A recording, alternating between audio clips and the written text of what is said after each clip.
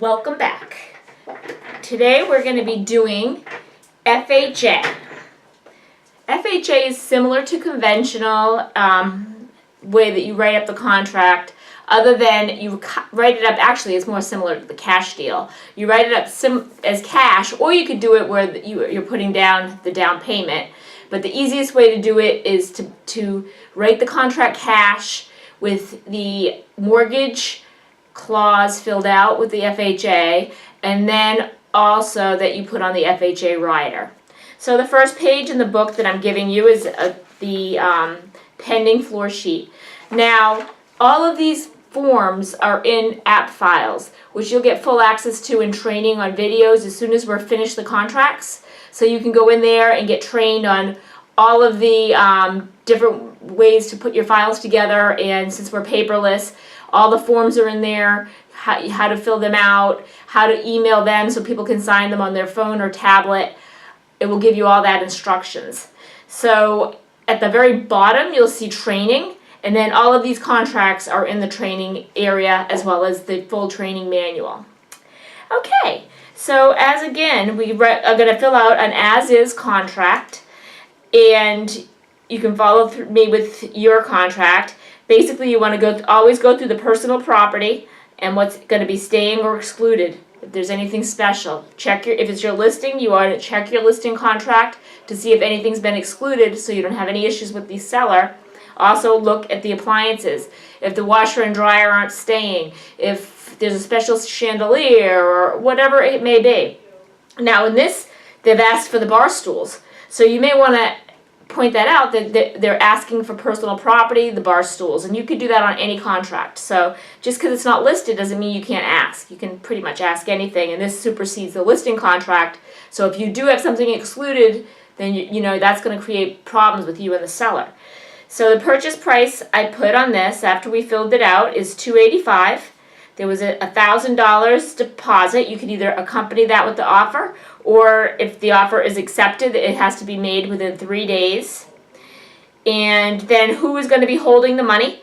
Make sure that that's filled out. That's a very major problem if you don't have that done. So you want to have who's doing it, their email, their telephone number, and all of their address on the contract, so then people know where the money is.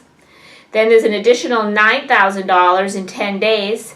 So you want to make sure you collect that, because it's your responsibility if you have the buyer, and not that if the money doesn't come in, the only thing you're responsible for is notification. So if you say that $9,000, the buyer was 2 days late, and they keep giving you an excuse, it's your job to notify, actually that day, if you don't have it, but as soon as you realize, hopefully it's that day and you have something in your notes, or someone, you have everything down and you have it in your calendar, but you need to notify the other agent, because you become responsible for that money if no notification is made. So you have to be, it's imperative. If they give you an excuse, oh, it's coming tomorrow or on Friday, I can't get there till Friday, all you have to do is notify the other agent. If you listen to them and believe them and something happens, you're responsible for $9,000. So I can't reiterate this enough, that you have to watch this contract when these monies are due. And you need to make sure these monies are in. So then the financing, loan amount, see paragraph 8. So basically you're going to leave that blank because you're going to put the rider on, and then you're going to fill out paragraph 8. And then you're going to bring it to the $275,000 because you're going to take off the $10,000, and then you have $275. Time for acceptance. Always try to make your contracts, unless it's like a foreclosure or if they may need a little more time. I say within 24 to 48 hours. You want to always act like there's a second choice.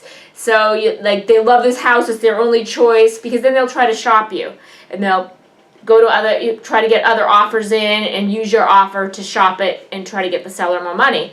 So you want to put a deadline, and also create urgency that if you're working for the buyer or with the buyer, to get their contract signed. The closing date is 3/31/2016. You want to, again, that was, I said before in the other videos, try to move that up prior to the end of the month, because a lot of times with the new loan restrictions, things are going over. So I think if like the Friday falls, a Friday's always good because they have the weekend, but if the Friday falls on the 31st, you want to make it maybe Wednesday.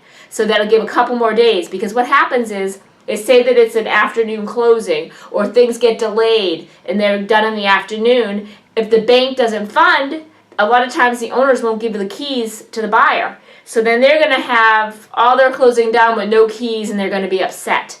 The way that I'm explaining for you to do it on Wednesday, this will help, because if things are delayed at all, there'll be enough time and business days to get the loan funded. So that, always remember that and try to keep that in your head. Basically, it's the same contract we've discussed, except for the financing terms are filled out. Again, we're going to be going for what kind of a loan. This is FHA, so you would say under financing, number 8, FHA loan for 30 years. And always remember, prevailing rate and terms. Don't put an amount in there, because if the rate goes up 1/8%, the buyer can get out of the deal. So you want to just make it prevailing rate and terms, subject to what their credit is. Sometimes there could be a little glitch on the credit or something that bumps the rate up a little bit. And if they have any kind of buyer's remorse, the seller's going to sit there and be extremely upset. So you want to be careful that you have that as prevailing rate and terms.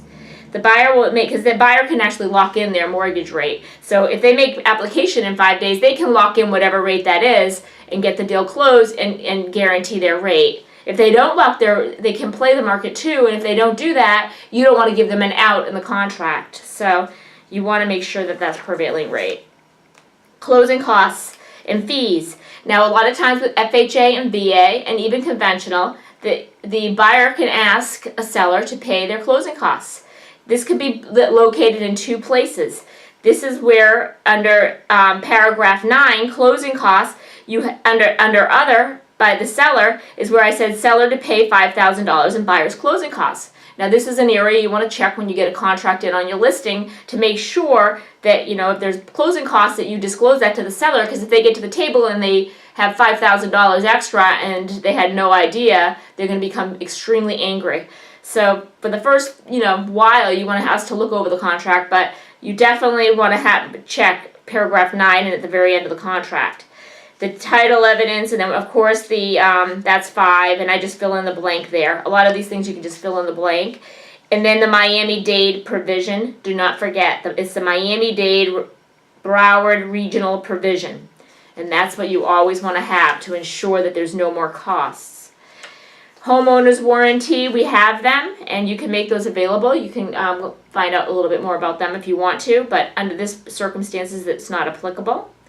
There are, the seller will pay the special assessment in this, or you can, if it's done in installments. What happens is a lot of times, say that they're doing, this is a homeowners association, but they do have assessments too. But say that there was an assessment for $100 extra a quarter, and it was paid in installments. A lot of times the buyer can assume that, or the seller will have to pay it off. So you have to know, if the seller is going to pay that off, or if the buyer is going to be assuming it, the buyer needs to have that disclosed to them exactly what it is. Then, of course, it has all the disclosures with radon glass, mold, flood, lead, FHFA, which again, if you have any of the FHFA situations or anything out of the ordinary, see me immediately. And then back to property inspections. Most of our contracts are as is, and you want to make sure that you have the as is contract and not the one with the limitation clause that we talked about earlier. And this has 7 days for them to have all inspections. They give you up to 15. That's way too much. 7 is more than enough. If someone's insistent on more, that's fine, but I find 7 is a fair amount, and 7 is usually what people, 5 to 7 days to make this contract strong. You don't want to be lingering 15 days and that's just plain 15 days, so that's a long time.